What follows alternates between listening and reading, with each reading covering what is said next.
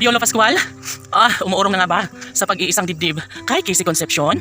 Well, kung ganun man ang mga pangyayari, ay siguro nga naman ay hindi na ito susuportahan pa ng taong bayan. Dahil nga matagal na silang nag-aabang. And of course, hindi naman ito madali para kay Papa P na gawin ng lahat. Dahil nga naman ito'y sobrang napakahirap. Mahirap na umasa, mahirap na magkaroon ng isang pagbabago ngayon. Lalo na hindi ito ang hinihintay ng lahat. Sana ay magkaroon nga ng kagandahan at pagkakatuluyan sa relasyon ni Papa P at Christina. Lahat naman ay naghahangad ng kung ano man ang nakakabuti sa kanilang pagmamahalan. Lahat ay umaasa na balang araw ay may isakatuparan din ng lahat sa kanilang relasyon. Yes. And of course, hindi naman ito talaga ang nais ni Piolo Pascual. Ang sabi nga ng aktor na idadaan niya sa lahat sa magandang proseso, kakayanin niya hanggat sa siya ay tuluyang magtagumpay. Opo, at hindi naman natin may pagkaila na sadyang nananatili pa rin sa buhay ni Papa P si Christina, no? Siyempre, lahat ay gagawin, lahat ay mangyayari, lahat ay magiging posible dahil nga naman talagang focus na focus ngayon at isinaalang-alang ni Piolo Pascual ang lahat sa kanilang pagmamahalan.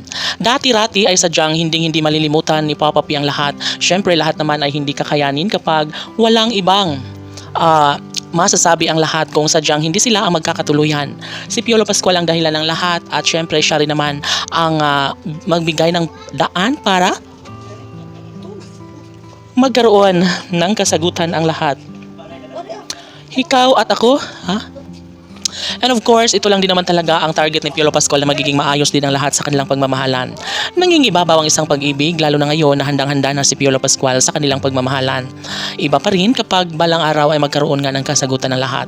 Siyempre, mas gugustuhin ni Piolo Pascual na mabigyan ng katuparan ang lahat ng ito dahil nga naman sobrang sayang kung talagang mangyayari na sila ay tuluyang magkahiwalay.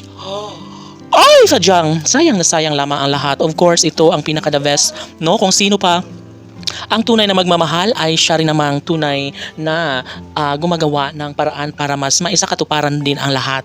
Ngayon ay hindi naman papayag ang taong bayan na sila ay tuluyang maghiwalay. Hindi sila papayag na basta na lang na mawala ang kinang sa kanilang relasyon. Lahat ay magiging posible. Alam naman natin na talagang porsigido at interesado si Piolo Pascual na magbunga muli kanilang pagmamahalan. Siyempre, iba pa rin kapag matulukan ang lahat ng mga problema sa relasyon ni Piolo at Casey.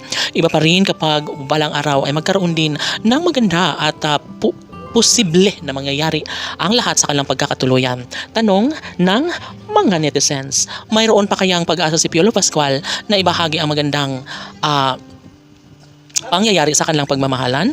Posible nga kaya na magbunga ang isang pag-ibig lalo na ngayon at ito lamang ang nais na maisakatuparan sa abot na makakaya ng ating dalawang magkarelasyong Piolo at Casey. Siyempre lahat ay posible na mangyayari at ito lamang ang ni Piolo na magiging makatotohanan ng lahat. Casey, PG Fanatics, laban!